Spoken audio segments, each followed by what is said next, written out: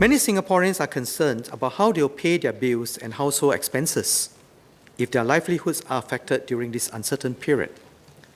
We'll put more cash in the hands of all families to help them cope. First, I will enhance the care and support package announced in the Unity Budget. I will triple the cash handout for all adult Singaporeans from the earlier announced range of $100 to $300 to a range of $300 to $900, depending on income. I will provide additional help for families with young children. I will triple the additional cash payouts given to each Singaporean parent with at least one young Singaporean child from $100 to $300. For lower wage workers, the enhanced workfare special payments I mentioned earlier will provide them $3,000 in cash this year for their household needs.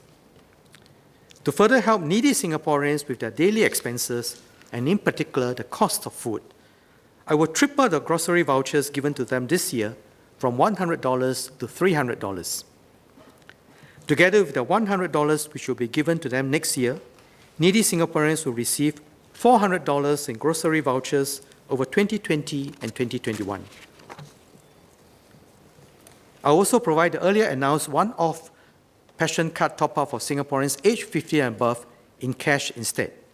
This is to avoid the need to queue at top-up stations during this period. With these enhancements, a young family will now receive around $2,900 instead of $1,300 under the care and support package. A three-generation family will receive about $6,700 instead of $1,800. Second, the government will partner the community to strengthen the networks of support around our workers and families. Self-help groups and community development councils, or CDCs, have stepped up their efforts to help families and vulnerable groups through their own assistance schemes. I will support them to do more and better meet the needs of their communities and residents. I will double the grants given to self-help groups to $20 million over 2 years and increase the additional grants given to CDCs from $20 million to $75 million. Together with the other care and support measures announced during the Unity Budget, the enhanced care and support package will cost around $4.6 billion. The labour movement is also doing its part to help our workers and self-employed persons. Last week, NTUC announced a $25 million NTUC Care Fund COVID-19, which is jointly funded by NTUC, unions, and the government.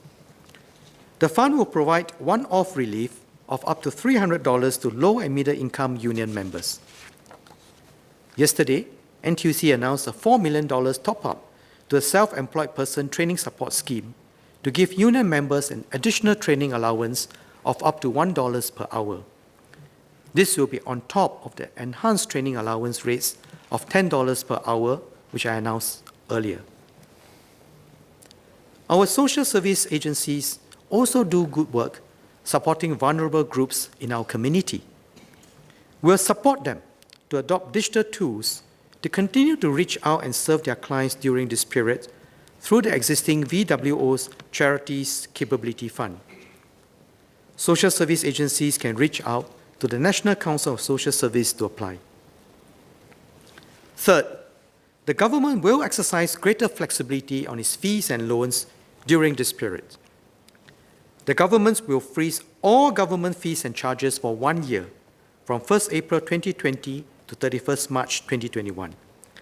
This will apply to all fees for government services.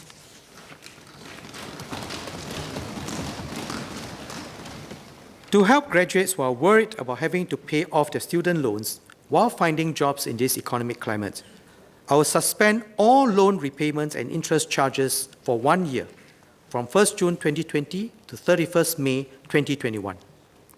This will apply to all graduates who have taken a government's loan for their university and polytechnic studies. I will also suspend all late payment charges on HDB mortgage arrears for 3 months for those who are struggling with their mortgage payments during this difficult period. HDB will continue to exercise flexibility when providing assistance during this period through existing measures such as deferring payments of loan installments for 6 months. We'll continue to monitor the situation closely and are prepared to take swift action to do more if needed.